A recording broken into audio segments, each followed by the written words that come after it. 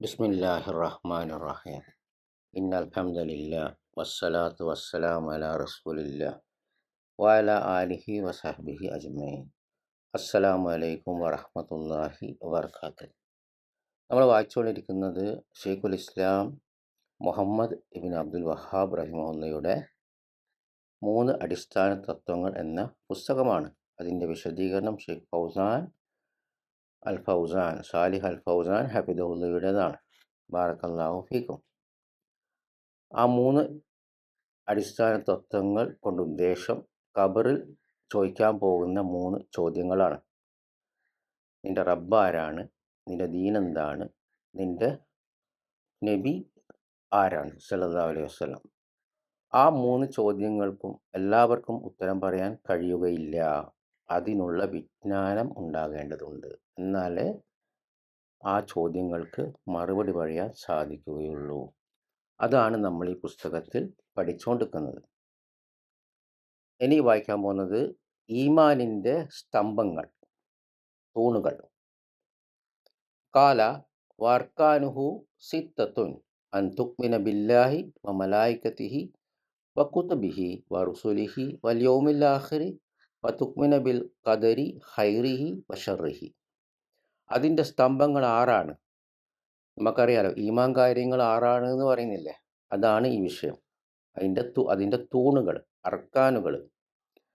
ആ 6 അള്ളാഹുവിൽ വിശ്വസിക്കുക, അവൻ്റെ മലക്കുകളിൽ വിശ്വസിക്കുക, അവൻ്റെ കിതാബുകളിൽ വിശ്വസിക്കുക, അവൻ്റെ ദൂതന്മാരിൽ വിശ്വസിക്കുക, അന്ത്യനാളിൽ വിശ്വസിക്കുക, ഖദറിൽ വിശ്വസിക്കുക, അതിൻ്റെ നന്മയിലും തിന്മയിലും.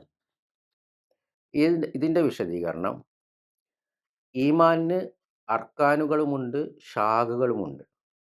എന്താണ് അത് രണ്ടും തമ്മിലുള്ള വ്യത്യാസം? അതിൻ്റെ വ്യത്യാസം, അർക്കാൻ എന്ന് പറഞ്ഞാൽ അത് നിർബന്ധമാണ്. ഒരർക്കാൻ പോയാൽ ഈമാൻ ഇല്ലാതാകും, വിശ്വാസം ഇല്ലാതാകും. കാരണം ഒരു തൂൺ ഇല്ലെങ്കിൽ പിന്നെ നിലനിൽപ്പില്ലല്ലോ. എല്ലാ തൂണുകളും ഉണ്ടെങ്കിലല്ലേ അവിടെ നിൽക്കാൻ പറ്റുള്ളൂ. അതുകൊണ്ട് ഒരു തൂൺ നഷ്ടപ്പെട്ടാൽ അത് യാഥാർത്ഥ്യമാകുന്നില്ല, ഈമാൻ യാഥാർത്ഥ്യമാകുന്നില്ല.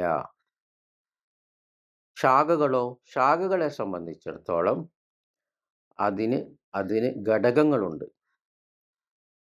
ഈമാൻ മാഞ്ഞു പോവുകയില്ല ഏതെങ്കിലും ഒരു ശാഖ മാഞ്ഞുപോയാൽ. എന്നാൽ ആ ശാഖകൾ അത് പൂർണ്ണമാക്കുന്ന ഘടകങ്ങളാണ്.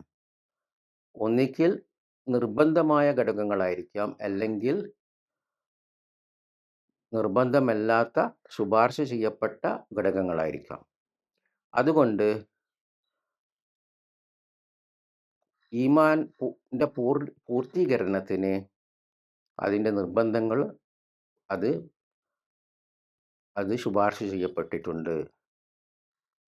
അതുകൊണ്ട് ഒരു മുസ്ലിം അവൻ ഏതെങ്കിലും ഒരു നിർബന്ധത ഒഴിവാക്കിയാൽ, അല്ലെങ്കിൽ അവനൊരു നിഷിദ്ധമായത് പ്രവർത്തിച്ചാൽ അവൻ്റെ ഈമാൻ പൂർണ്ണമായി മാഞ്ഞു പോകുന്നില്ല.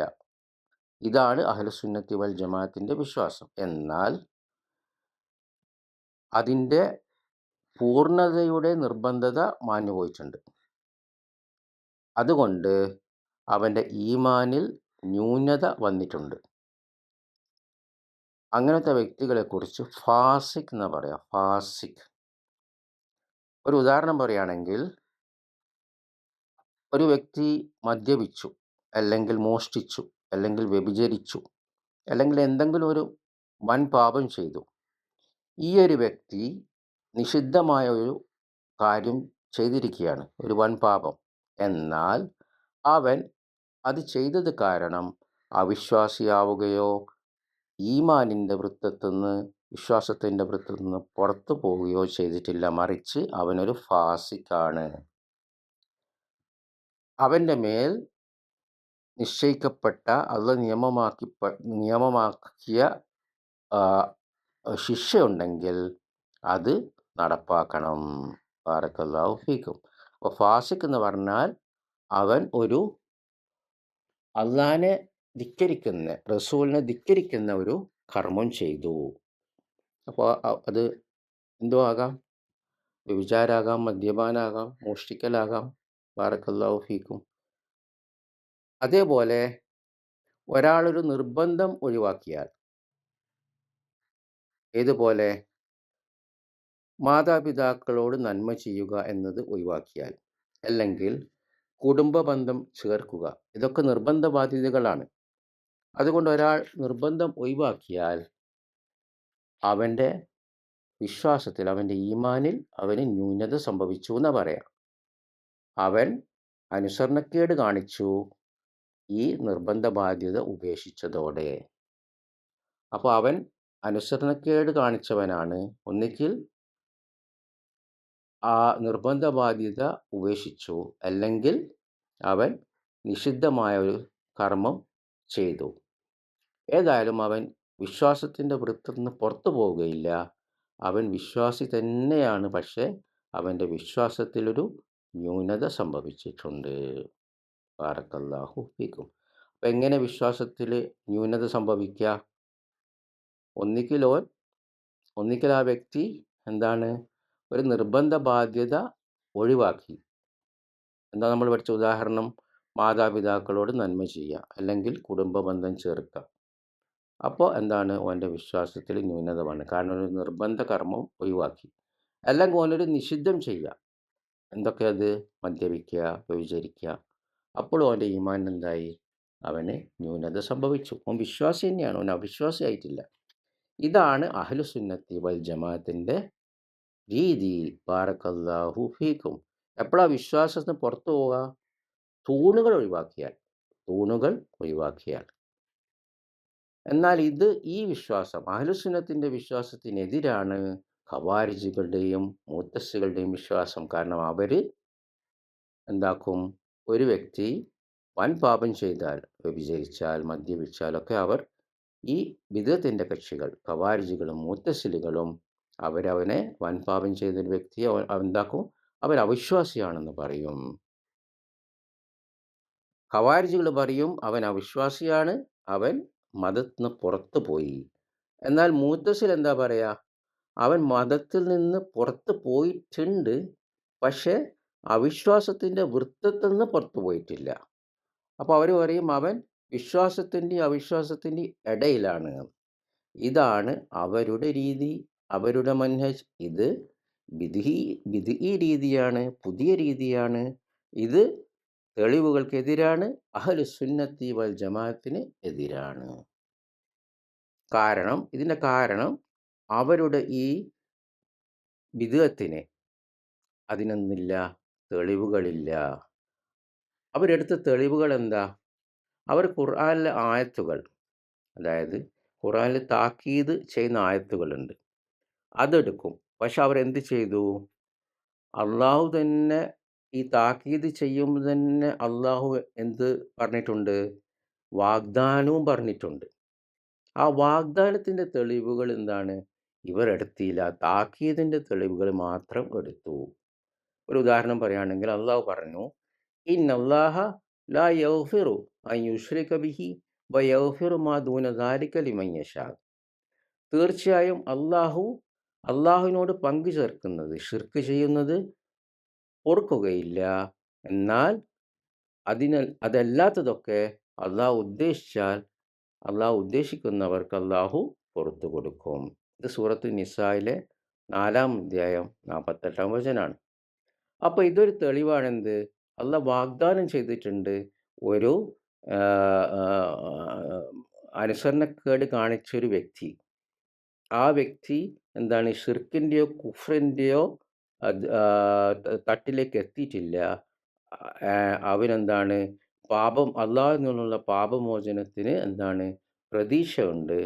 അപ്പോൾ എന്താണ്, ആ താക്കീതിൽ നിന്നും, ആ ശിക്ഷയിൽ നിന്നും അവന് തിരിഞ്ഞു കളയാം. അപ്പോൾ ഇത് അള്ളാഹുവിൻ്റെ ഈ വചനം, ഇല്ലാ ബലാഗൻ മിനല്ലാഹി വറിസാലാത്തിഹി വമൻ യസില്ലാഹ വറസൂലഹു ഫഇന്ന ലഹു നാര ജഹന്നമ ഖാലിദീന ഫീഹ അബദ. എൻ്റെ ഉത്തരവാദിത്വം ഈ സന്ദേശം അള്ളാഹുവിൻ്റെയും അവൻ്റെ ദൂതൻ്റെയും സന്ദേശങ്ങൾ എത്തിക്കുക എന്നതാണ്.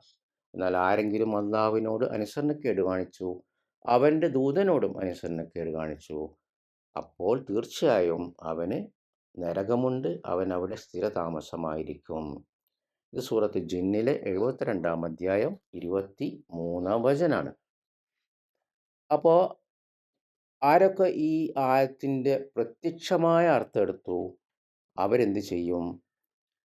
അനുസരണക്കേട് കാണിച്ചവരെ കാഫിർ എന്ന് പറയും, അവിശ്വാസി എന്ന് പറയും. എന്നാൽ അവർ അള്ളാഹുവിൻ്റെ ഈ വചനം എടുത്തിരുന്നെങ്കിൽ, ഏത്? ഇന്നല്ലാഹ ലാ യഗ്ഫിറു അൻ യുശ്രിക ബിഹി വയഗ്ഫിറു മാ ദൂന സാലിക ലിമൻ യശാ. തീർച്ചയായും അള്ളാഹുവിനോട് പങ്കു ചേർക്കുന്നത് അള്ളാഹു പൊറുക്കുകയില്ല. എന്നാൽ അതിന് പുറമെ ഉള്ളതെല്ലാം അള്ളാഹു ഉദ്ദേശിക്കുന്നവർക്ക് അള്ളാഹു പുറത്തു കൊടുക്കും. ഇത് നേരത്തെ ഓതിയ ആയത്ത് തന്നെയാണ്. സൂറത്ത് നിസ 4-ാം അധ്യായം 48-ാം വചനം. അപ്പോൾ ഈ 2 ആയത്തുകൾ എടുത്തില്ലെങ്കിൽ അവർക്ക് സത്യം വെളിവാകുമായിരുന്നു. അങ്ങനെ അവൻ മതത്തിൽ നിന്ന് പുറത്തു പോകുമായിരുന്നില്ല. ബാറക്കല്ലാഹു ഫീക്കും. അപ്പോൾ മതത്തിൽ നിന്ന് പുറത്തു പോരെന്നാൽ നരകം കൊണ്ടുള്ള താക്കീതാണ്. അള്ളാഹു ഉദ്ദേശിച്ചാൽ അള്ളാഹു അവന് പുറത്തു കൊടുക്കും, അള്ളാഹു ഉദ്ദേശിച്ചാൽ അള്ളാഹു അവനെ ശിക്ഷിക്കും. കാരണം അവന് സംഭവിച്ചേക്കും, ഈ തിന്മ ചെയ്ത വ്യക്തി അവൻ്റെ തിന്മകളെ മായ്ച്ചു കളയുന്ന കാര്യങ്ങളെ ഈ ദുനിയാവിൽ അവന് സംഭവിച്ചേക്കാം. അല്ലെങ്കിൽ അവന് ഖബറിലെ ശിക്ഷ അവൻ്റെ തിന്മകളെ മായ്ച്ചു കളയും. അങ്ങനെ കുറേ കാര്യങ്ങളുണ്ട് ഈ ദുനിയാവിൽ അവൻ്റെ പാപങ്ങളെ മായ്ച്ചു കളയുന്ന. അവന് പരീക്ഷണങ്ങളുണ്ടാകാം, അവന് ദുനിയാവിൽ ശിക്ഷകൾ വരാം, അവന് ഖബറിൽ പരീക്ഷണങ്ങൾ ഉണ്ടാകാം. അപ്പോൾ അങ്ങനെയൊക്കെ പാപങ്ങൾ മായ്ക്കപ്പെടുന്നതാണ്. അല്ലെങ്കിൽ ഖിയാമത്ത് നാളിലേക്ക് നീട്ടിവെച്ചിട്ടുണ്ടാകാം. അങ്ങനെ അവിടെ വെച്ചിട്ട് എന്താണ്? അള്ളാഹുവിൻ്റെ ഉദ്ദേശം പോലെ അവിടെ നടക്കും. ഇതാണ് അഹ്ലുസുന്ന വൽ ജമാഅത്തിൻ്റെ രീതി. ഇതാണ് ശാഖകളും അർക്കാനുകളും തമ്മിലുള്ള വ്യത്യാസം. അപ്പോൾ ആരെങ്കിലും ഒരു അർക്കാൻ ഉപേക്ഷിച്ചാൽ അവൻ അവിശ്വസിച്ചു. എങ്ങനെ ഈ അർക്കാൻ ഉപേക്ഷിക്കുക, തൂണുകൾ ഉപേക്ഷിക്കുക? ഒരാൾ തള്ളിക്കളയുകയാണ് തൗഹീദിനെ, എന്നിട്ട് അള്ളാഹുവിൻ്റെ കൂടെ പങ്കാളികളെ ചേർക്കുകയാണ്, അള്ളാഹുവിന് പുറമെ മറ്റുള്ളവരെ വിളിച്ച് പ്രാർത്ഥിക്കുകയാണ്. അപ്പോൾ ഒരു അർക്കാൻ തന്നെ പോയി. കാരണം ആദ്യത്തെ അർക്കാൻ ഈ വ്യക്തി ഉപേക്ഷിച്ചു, അപ്പോൾ അവൻ അവിശ്വാസിയായി.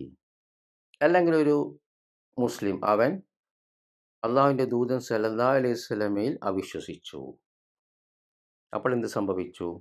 ഇസ്ലാമിൻ്റെ ഒരു അർക്കാൻ തന്നെ അവൻ ഉപേക്ഷിച്ചു, അപ്പോൾ അവൻ അവിശ്വാസിയായി. അല്ലെങ്കിൽ ഒരു മുസ്ലിം മലക്കുകളെ തള്ളി, അപ്പോൾ അവിശ്വാസിയായി, അവൻ മതത്തിൽ നിന്ന് പുറത്തു പോകും.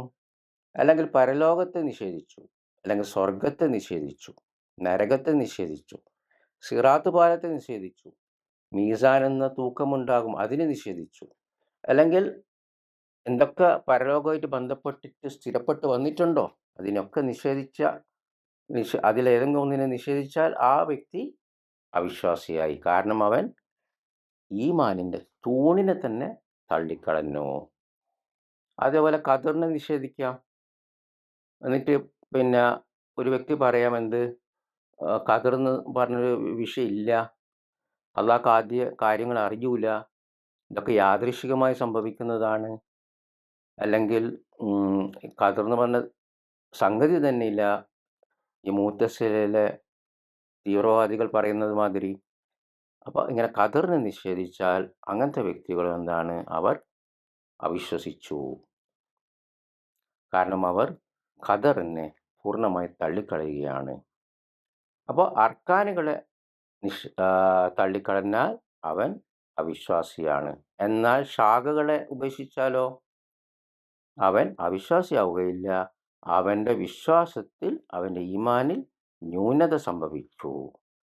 അത് ഒന്നിക്കൽ ഒരു നിർബന്ധം അവൻ ഉപേക്ഷിച്ചു.